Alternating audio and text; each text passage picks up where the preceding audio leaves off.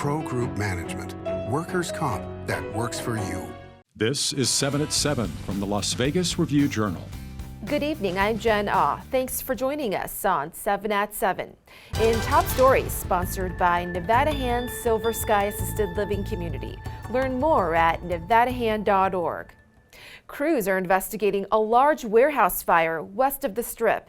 You can see plumes of smoke engulfing the building near West Flamingo Road since around 8 this morning. The fire chief says the warehouse has been vacant for a decade and it was most likely caused by squatters. And tonight, the harrowing 911 calls of the bizarre crash involving a steel beam crashing into a vehicle, killing a Metro Police detective. Review-Journal's James Schaefer brings us the audio.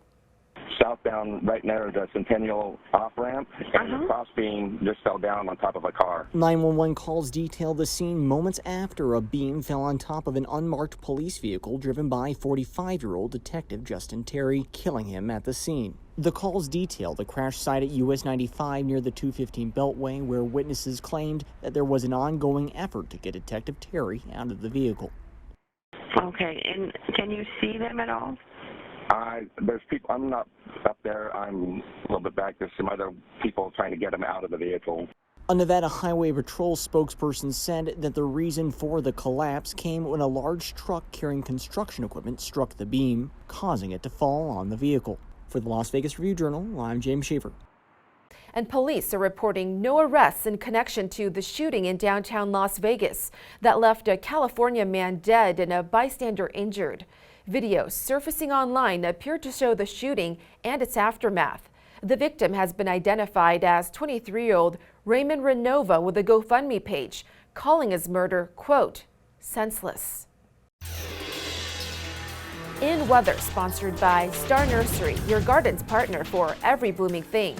Today, we just saw some sprinkles of rain, but the main complaint is the amount of wind seems to be abnormal this year. Review-Journal's Renee Summerhour has more on how it's actually not that uncommon.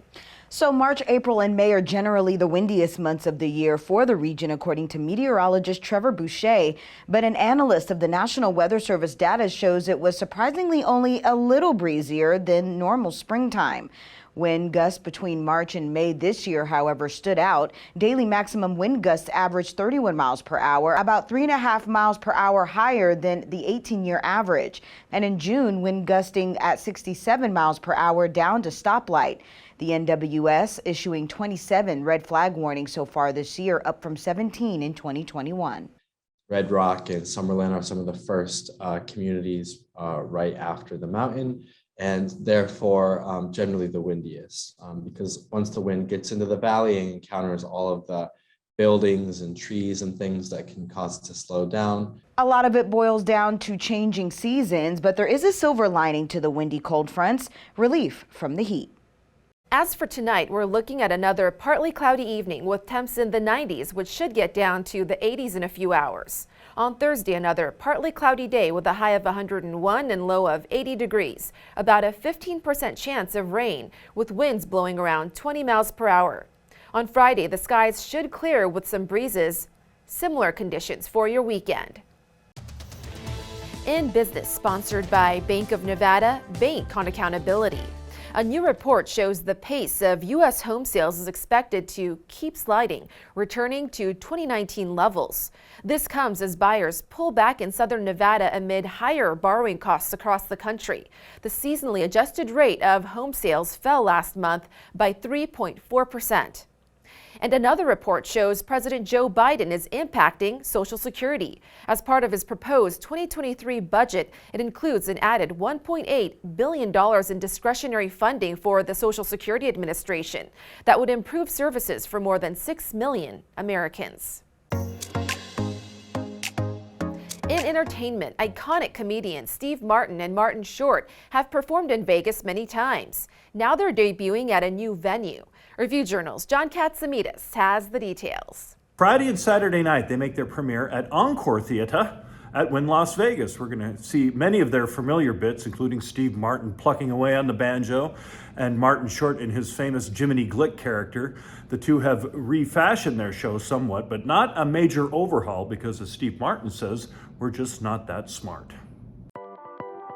In Health, sponsored by Boulder City Hospital. We're here for you when you need us. Along with Pfizer, we're learning kids as young as 6 months old also have the option to get the Moderna vaccine. The Southern Nevada Health District is authorizing Moderna in a 2-dose series, with the second dose given after 28 days. The Pfizer vaccine is administered through a series of 3 doses. With 4th of July coming up, here's some important reminders about how to safely use fireworks. Keep a bucket of water or hose handy to douse used fireworks before discarding. Keep a safe distance immediately after lighting fireworks. And always have an adult supervise, especially with sparklers. Sports brought to you by Station Casino's STN Sports. Download the app today. The Las Vegas Aces will have 3 starters in this year's WNBA All-Star Game: Asia Wilson, Kelsey Plum, and Jackie Young. This is Wilson's 4th All-Star selection, and this year she was named a co-captain after finishing with the most fan votes. Plum and Young have earned their first ever All-Star nods after helping generate the league's #1 scoring offense. Plum is averaging a team-leading 20.3 points per game, while Young is averaging a career-best 18.2 points per game. The 2022 WNBA All-Star Game will be played at Wintrust Arena in Chicago on Sunday, July 10th. Sports betting sponsored by Las Vegas Paiute Tribal Smoke and Cigar Shop. Rory McIlroy is the 9-1 favorite at Station Casinos to win the Travelers Championship, which begins Thursday at TPC River Highlands outside of Hartford, Connecticut. Scottie Scheffler, who finished tied for 2nd at the U.S. Open last week, is the second choice at 10-1. Patrick Cantlay is 3rd at 14-1 after Justin Thomas was forced to withdraw on Wednesday. Xander Schauffele and Sam Burns are each listed at 18-1. In Lifestyle, sponsored by Visit Laughlin, an easygoing getaway filled with good food, good people, and good times on the river. Is your skin suffering from the dry desert heat? One holy grail ingredient featured on RJ Magazine is prickly pear, rich in antioxidants. Some products containing it include this 4-clay cactus clay mask and day prickly pear oil. And a new poll from Lawn Starter shows the best dog park cities for 2022. 2 Nevada cities making the list: Las Vegas coming in at number 5 compared to 93 of the biggest U.S. cities. Henderson taking 2nd place, only behind San Francisco, based on dog park access, quality, and climate factors. Thank you for watching 7 at 7. If you're watching from YouTube, don't forget to subscribe to the Review Journal's YouTube channel for more great content. Watch Las Vegas Breaking News streaming live on your OTT device. We'll see you tomorrow for more 7 at 7. Review Journal Studio, sponsored by Adam Kuttner. Get the maximum settlement as quickly as possible. This 7 at 7 update, sponsored by Pro Group Management. You're watching 7 at 7 from the Las Vegas Review Journal.